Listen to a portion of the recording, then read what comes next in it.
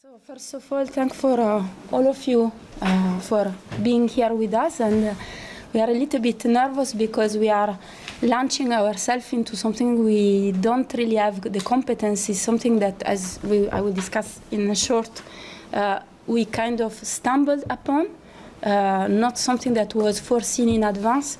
And so the idea was to benefit from the knowledge of experts that are here or that are here with us physically or online, to learn from you, starting from the problems that we have encountered in our archive and in our very empirical meeting with photography.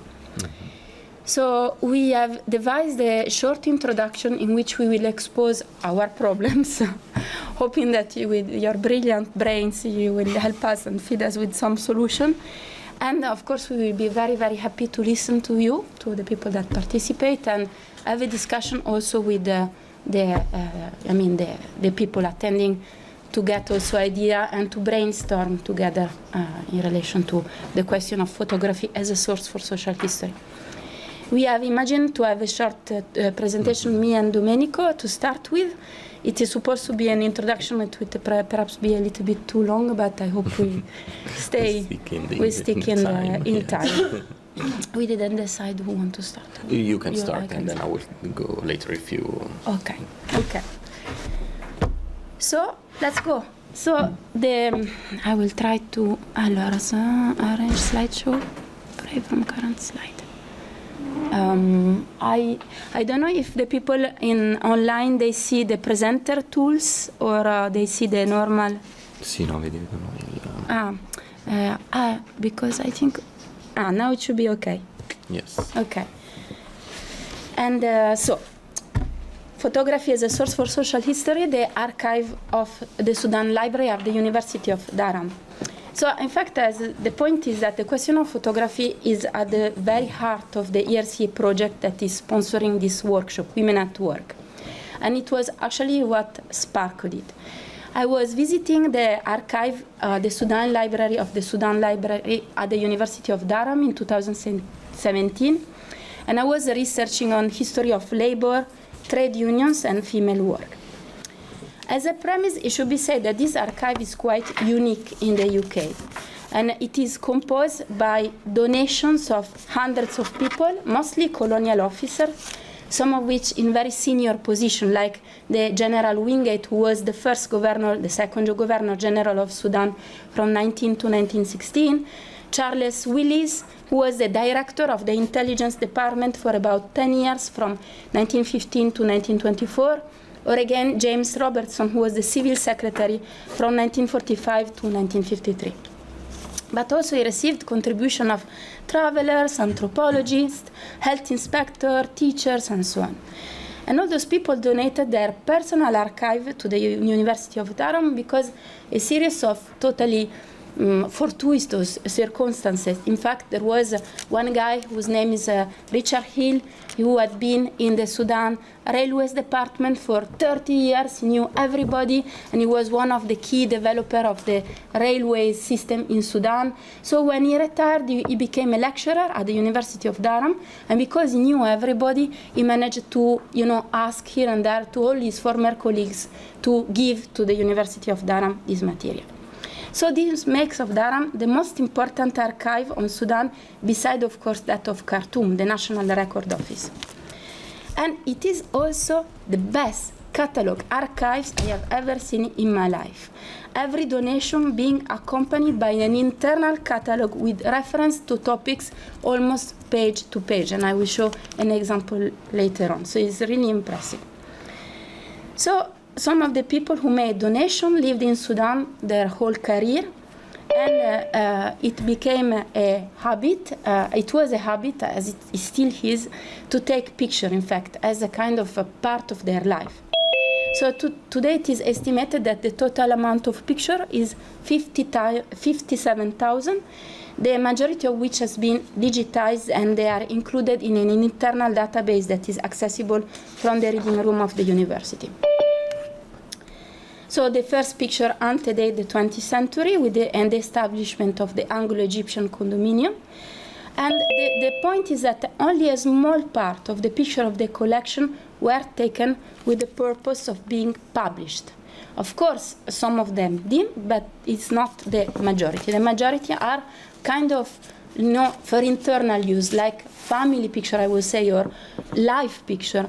So they are kind of memoirs or souvenirs that were part of family albums in which the officers, when they made their donation, picked in fact, the picture that they thought they would have historical significance. So they screened and they gave a part of their personal picture to the archive.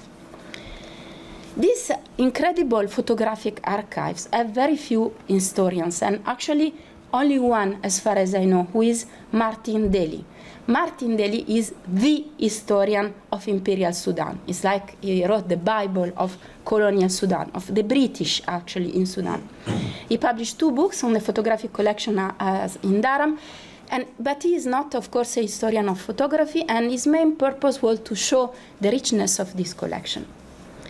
And I really was, for long, very puzzled by the choice of this historian, the choice of the picture which he published in this book, because he chose to reproduce mostly picture of infrastructure, government buildings, British officers and their wives in Sudan. So this is the material published in this book.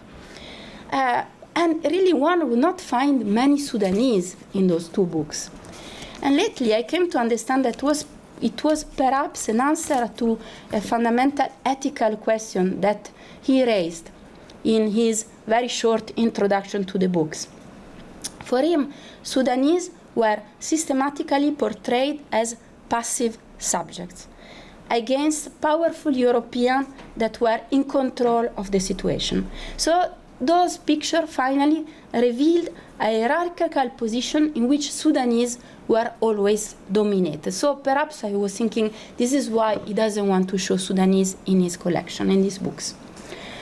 However, if one was to know the Durham archive only through those 2 books, 2 Daly's books, one would have the impression that those amateur photographers, cum colonial officers, were not interested in ordinary Sudanese and would not represent them, if I was to base my assumption only from those books. Well, in reality, when you look at this archive is really filled with images of the everyday life of common citizens, men and women.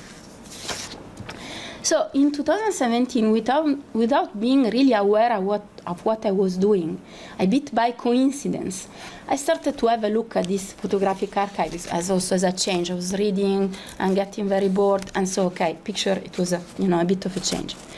And this is how I became aware of a paradox related to the gendering of this archive that is still quite puzzling and difficult to understand. The same colonial officers that could author hundreds of pages without ever mentioning anything about women were also the same to have taken dozens of pictures of women doing all possible things. And we will see a few examples in a moment.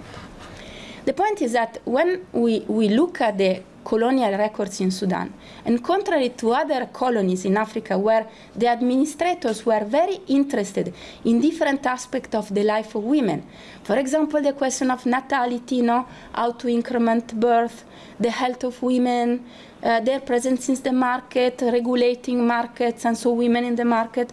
In Sudan, it seemed that for the British, Sudan was a no-woman country, from the title of a very well-known and very well-diffused traveler's book of the time. Women were never individuated as a problem, contrary to other groups or subaltern groups that were instead seen as dangerous. For example, ex-slaves, former slaves, or again, male workers. We have dozens of pages and records about male workers and about slaves. But instead, in this archive, it was as if women did not exist. More precisely, anything that dealt with women was delegated to institutions and people that were a kind of outside the colonial government, semi-public, but finally autonomous establishment, such as the Christian Missionary Society, or the Comboni Catholic Missionary for what concerned female education, or maternity clinics that were run by the famous Wolf sister, who opened a midwifery school in 1924.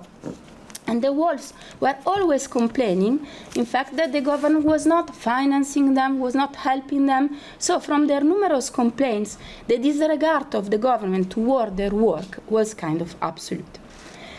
So as women were absent from official records, the striking thing is that even when we look at private papers held in Durham, we see that women were very little a preoccupation of male colonial officers in their private diaries, in their correspondence.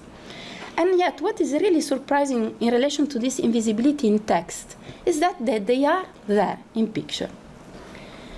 So, of course, when I started to work on the question of the presence of realize or being curious about the presence of women in this photographic archive, I went hunting not for any women, but specifically in portraits of women at work.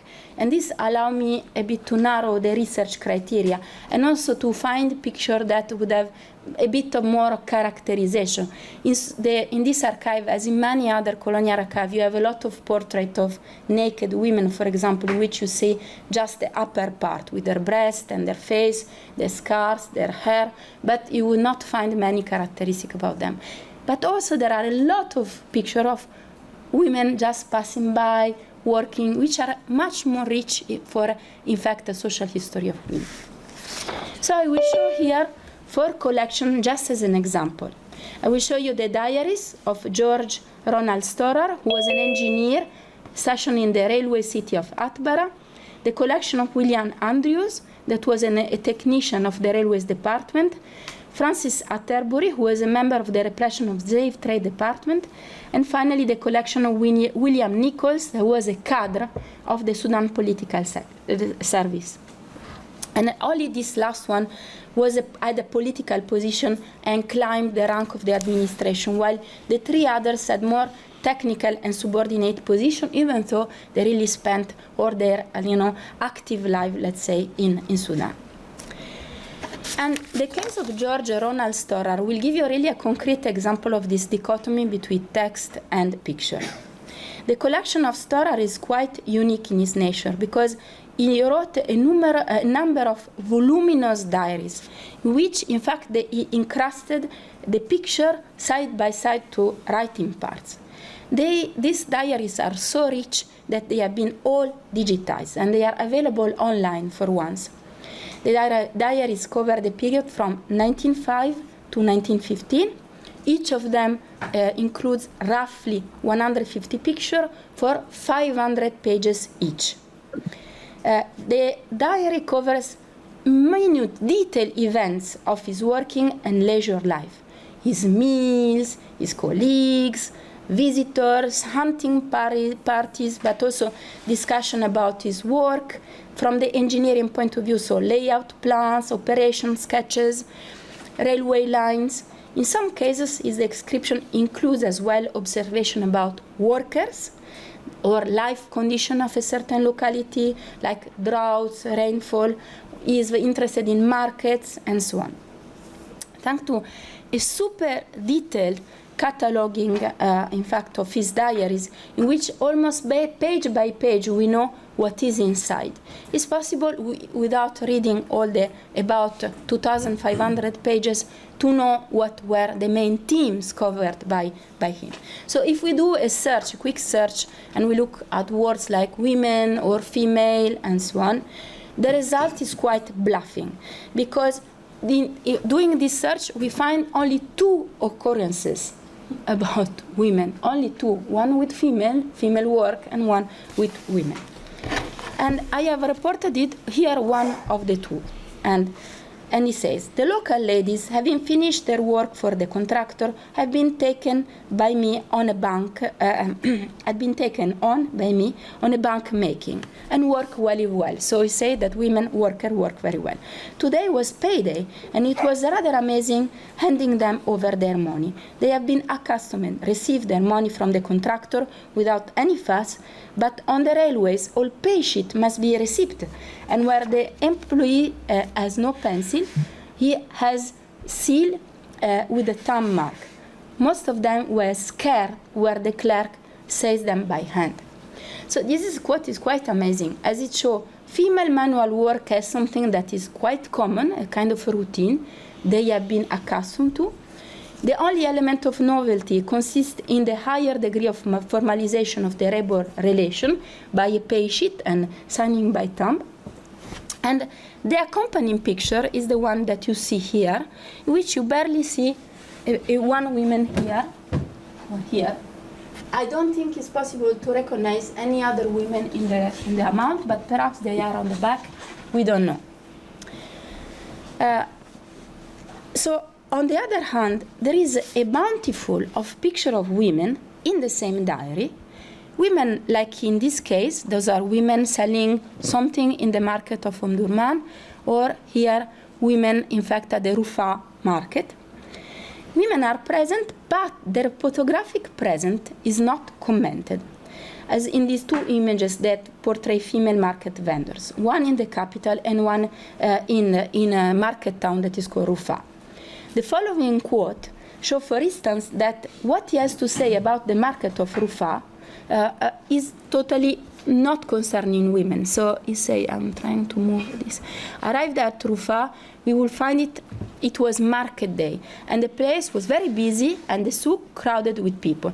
I expected there would be a rest house where I could eat the lunch David has bought, and he got a man to direct us, and the rest of the conversation is about where to find a rest house, and finally there was no rest house, and he went to sleep at his friend's house. So we have a picture capturing women, and there is no mention at all in the text about them, and this is systematic.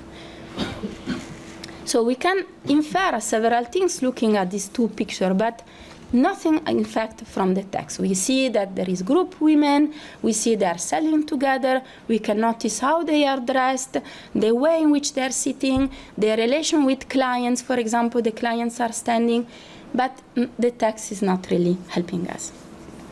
I will move, I try quickly to the second collection by William Andrews, who is also a railway guy. He's in the traffic department, in fact, and he moved very quickly to something connected to public relation, catering and public relation, where he was very happy because he spent his career in this department.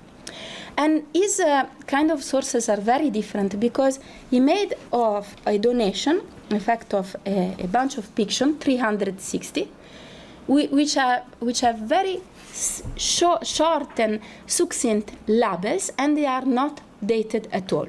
So he gave this donation, he really gave it to Dharam, him and his wife, and he has only an accompanying letter of 3 pages, in which actually he doesn't say much about this picture. He just recalled the fact that in the railways there was this or that famous person who came to Sudan and he took the railways and he was very happy.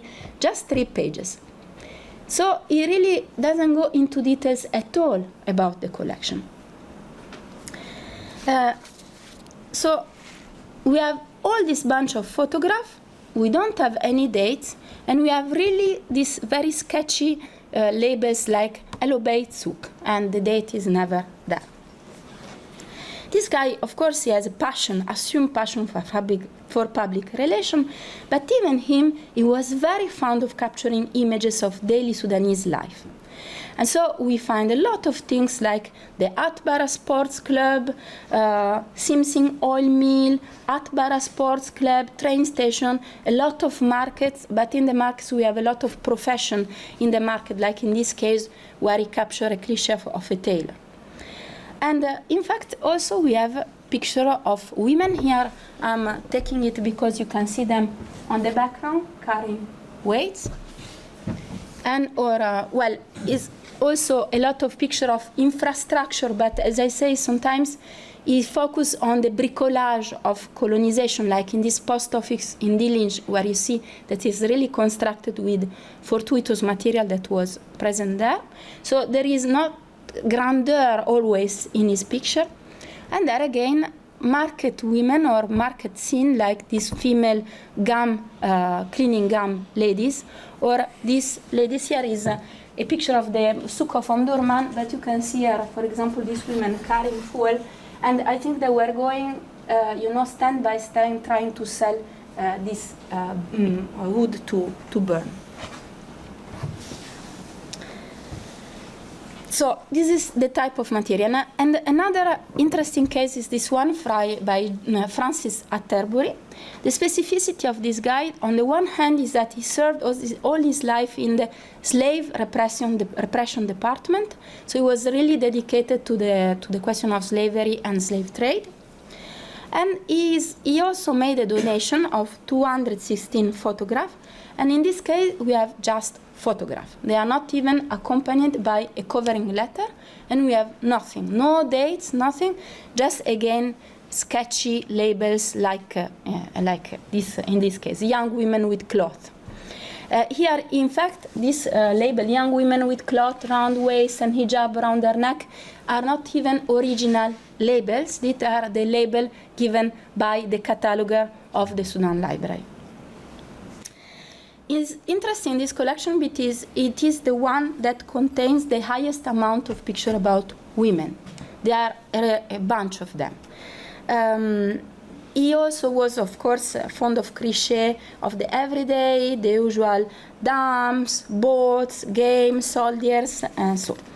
But there are a lot of women. Not so characteristically, a lot of women in this collection include various sexualized images of naked women, like in this example. They are a minority in the whole bunch of pictures.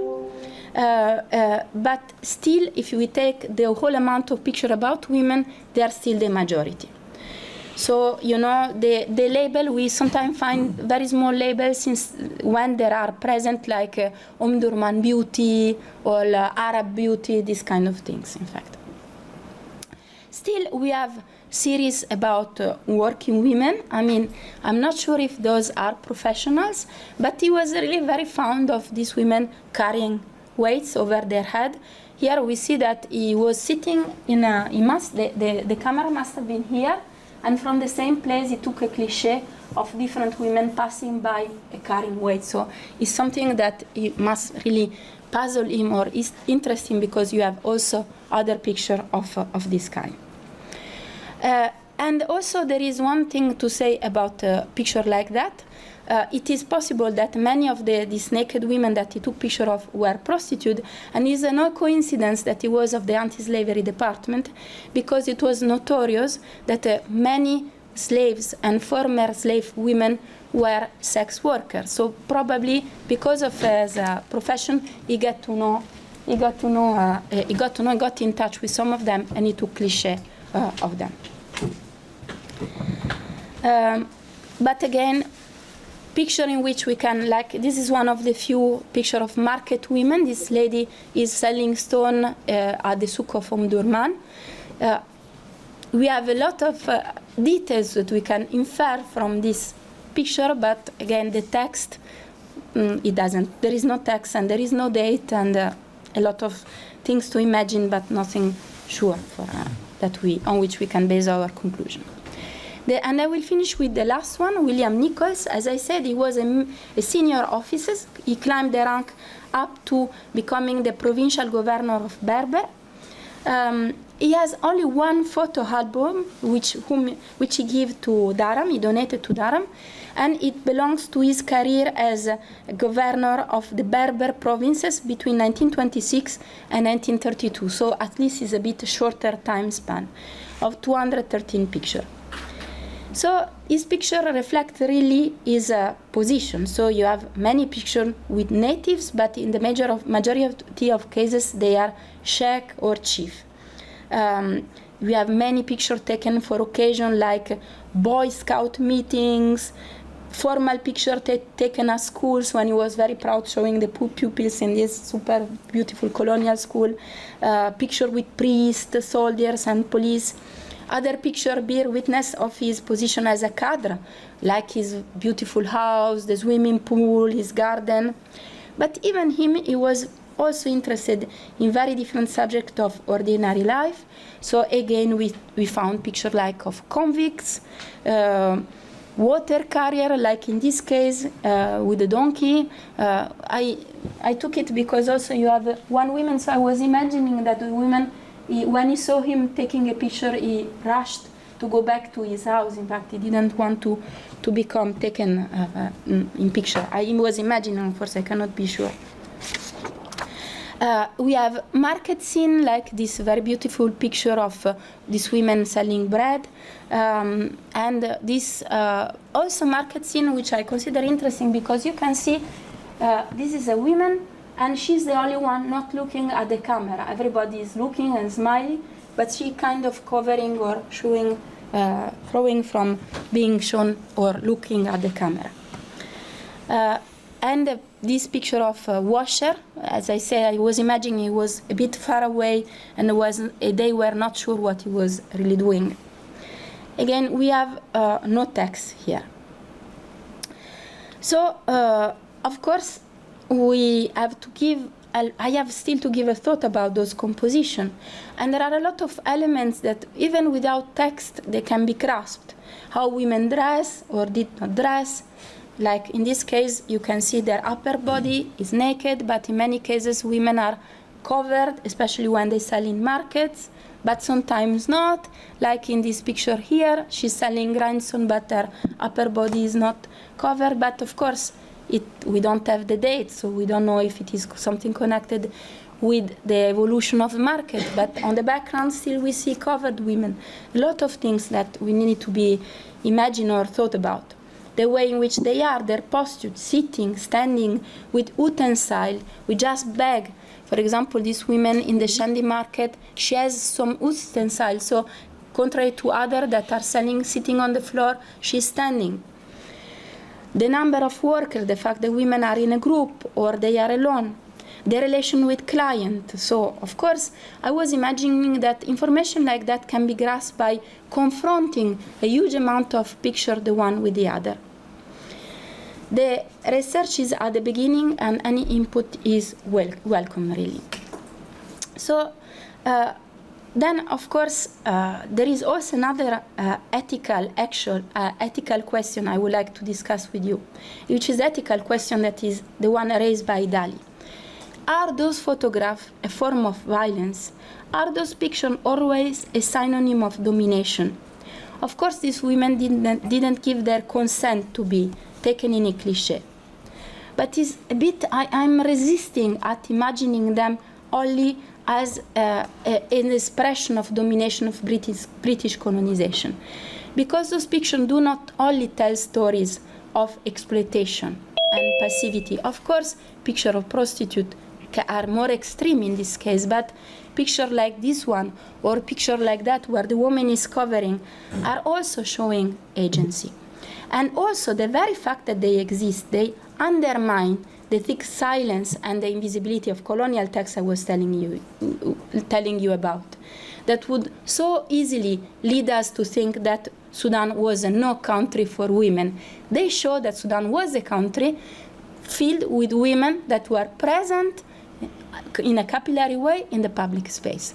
So already just for that, they allow us to go further than the colonial text. And I leave now the floor to Domenico to follow up. And I take your... Yes, please. I will present myself. First of all, I'm Domenico Cristofaro, and I'm part of this ERC project as a postdoc. And I'm working on northern Ghana, so my geographical focus area is that, and I work on the colonial and post-colonial period. But this presentation will focus mainly on colonial archives and photographic archives. I mean, archives where I was able to find some photographic collection. And this presentation is intended to give you a slideshow, a presentation of what is inside this many collection from very different authors and very different gazes and photographs, as we will see. So we can start with the one of George Howard Gibbs. This collection is preserved in Oxford. And Gibbs was a colonial officer, so of course, that worked in northern Ghana for 10 years almost. And the kind of pictures that he took while he was working on the field were actually like, it was like a catalog of colonial life. So basically you can see in this picture the fort with the troops. There is also a little dog here, I don't know if you can see it, that gives a sense of desolation of this image, but it's something like very much a catalog of colonial life. So in this case, the residency where they were living in Gambaga and the interior of Old, something that I think for those of you who have worked on African sources and colonial sources have seen already. And of course, institutional events, but there are also some women in these small archives. And as we can see, much of them are represented as a human catalog, actually. So the first thing that the officer wanted to indicate was the tribe. So we have a Fulani and a Kanjarga women on the left here, and Frafra girl in their best. So we can see here the kind of gaze that the officers was projecting on the picture, with these two women standing, these four women standing with something like an unnatural pose, so very firmly and much like a catalog. But in this archive, I was also able to find some women working, actually. So the officer snapped this picture in 1921, and we can see a lot of a group of women working to plaster the floor of a house. And at the beginning of the 20th century, the building work of the houses in northern Ghana followed a gender division. So some of the work that the women did was actually to plaster the floor of the houses. And so we can see here they're doing this kind of work. So the next collection is the one by Robert Rattray, and this is quite different from the one of Gibbs. Rattray worked in the same period, roughly in the same period as Gibbs, but he was a passionate photographer since his childhood, and he was also a passionate ethnographer. He was not able so much to continue his career as an anthropologist, but he spent just 1 year into northern Ghana doing his research and publishing the tribes of Ashanti hinterland. That is some sort of a classic source for people working on northern Ghana. But much of the work that he did was the work of Victor Aboya, that was basically his African collaborator, a literate, a northern Ghanaian. And we can see a quite, I think, nice picture of the mother of Aboya with Rattray depicted here. The collection, as you can see, is quite big. It has more or less 2,000 pictures. So I was quite amazed to find so many pictures. Most of them are digitized by the Royal Anthropological Institute, but in order to access them, you need to go actually to the archives.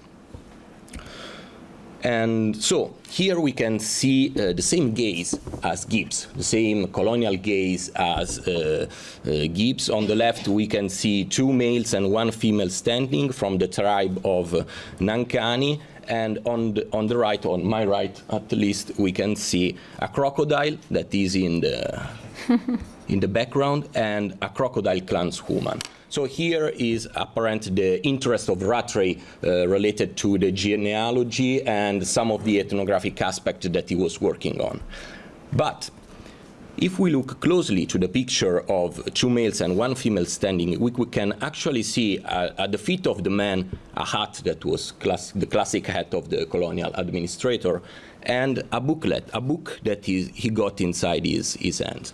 So he was actually Victor Aboya, the collaborator of Rattray, and Rattray didn't write his name on the picture. So the human catalog here is still there, but he was like a friend for him. But later I found some more pictures still of Rattray that in a way contradict what I said so far, because we can see on my left, 2 Kasana women which resemble in a way the human catalog style of picture, but the women on the left has a much more natural pose with his feet touching the floor. And still we can see also some women working and doing the same work that Gibbs was snapping some years before Rattray.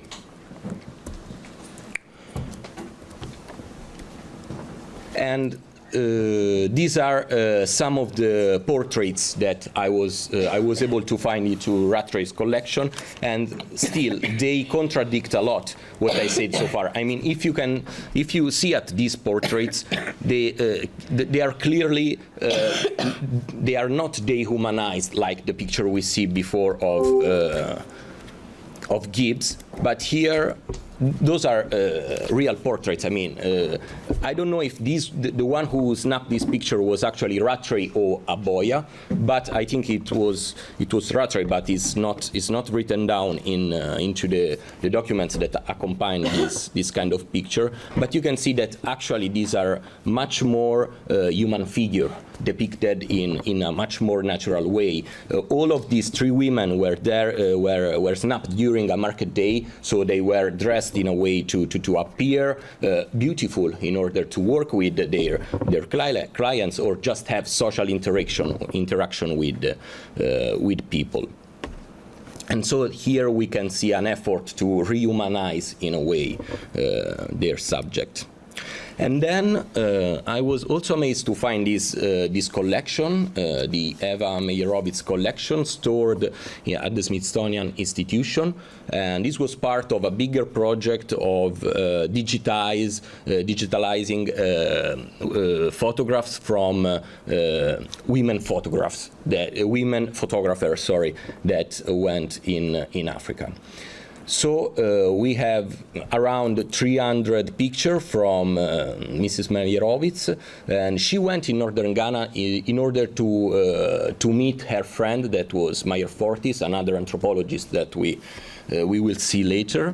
And she spent there more or less than 1 year, I think. But from this collection, I think we can see really a different gaze and a different style and poetics of photographing people than we saw in the previous pictures.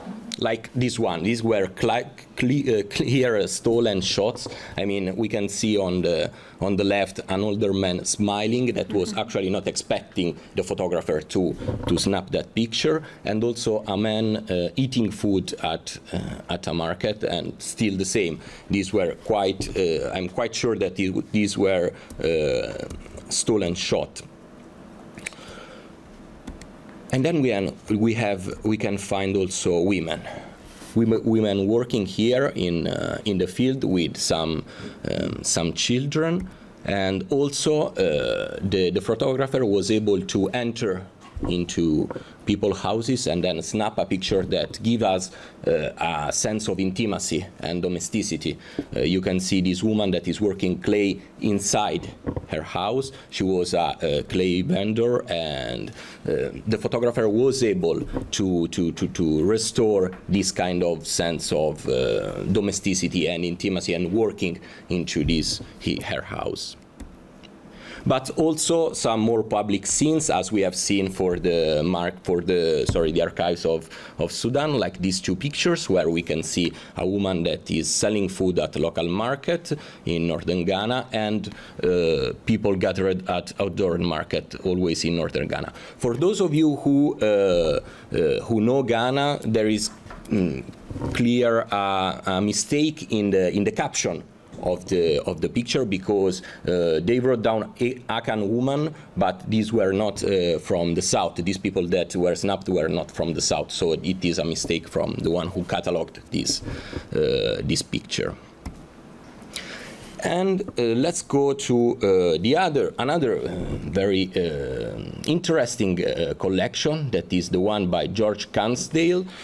George Cansdale, probably some of you already know him. He was a British TV presenter. He did a lot of wildlife program, so a sort of David Attenborough before David Attenborough, but he spent some of his life employed in the Colonial Forest Service in the Gold Coast from 1934 to 1948. And he left some of his picture to the Cambridge Library, and they have digitized some years ago those pictures. And we can still see these are pictures from the late 30s, but still we can see that kind of human catalog gaze with this Kusasi girl on the left and Kusasi girl on the right.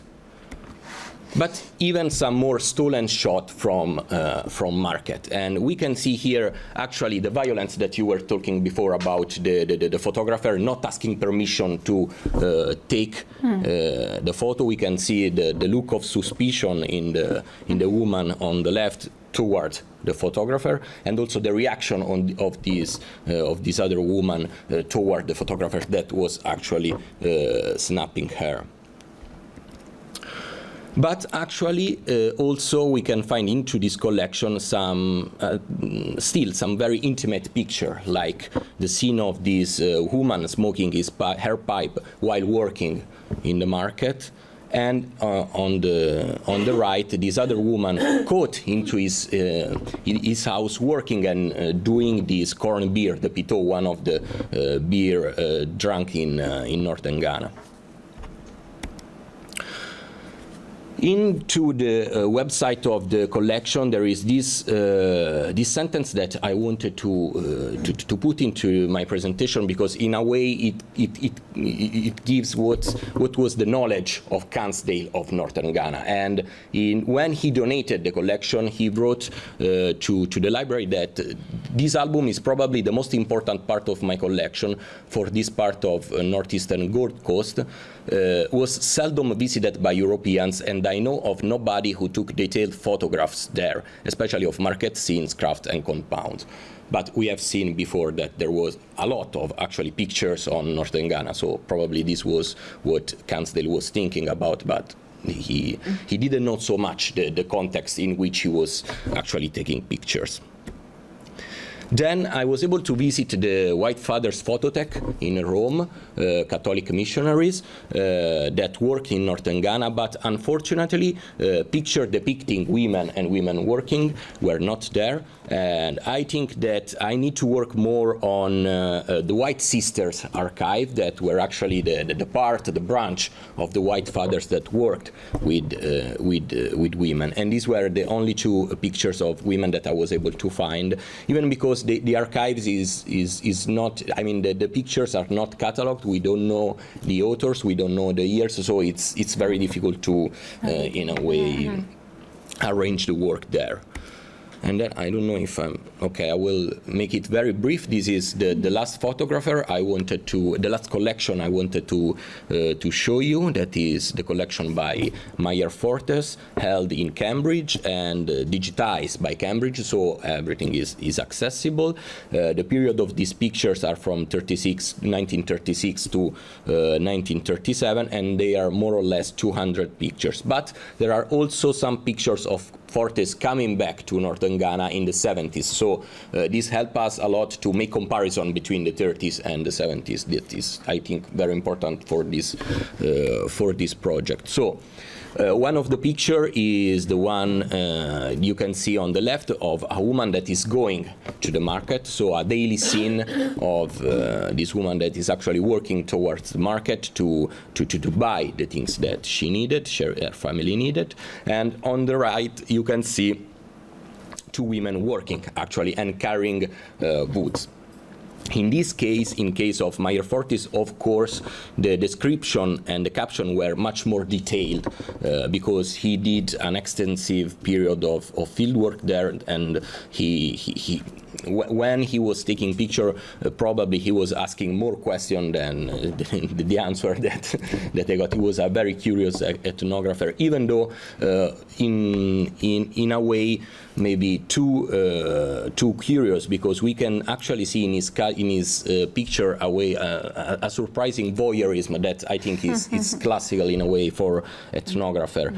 Like in the picture on the left, we can see a woman that is trying to give birth, a pregnant woman who is trying to give birth. And I think this is a stolen shot because it's not very stable, it's not very firm, and I don't know if he was able to have permission to actually snap this picture. And on the right, we can see another of what I think is a stolen shot, that is a woman applying some medicine to this boy that was sick, apparently. And from the faces that I can see, they were not so happy of having this ethnographer taking a picture to them. But we can also see, and with this I connect with the first picture of women working that I show you by Gibbs and close this presentation of a woman that is working in the 70s to her compound. So we can see a different kind of dress, a different kind of technique, and another. So from this kind of comparison, we can say something about what changed, like in compound building in the 20th century. And all the same about market vendors, we can see, for example, in this picture, a sewing machine that actually appeared into between the vendors. So I think I've gone further, and I will stop here. Thank you. Thank you.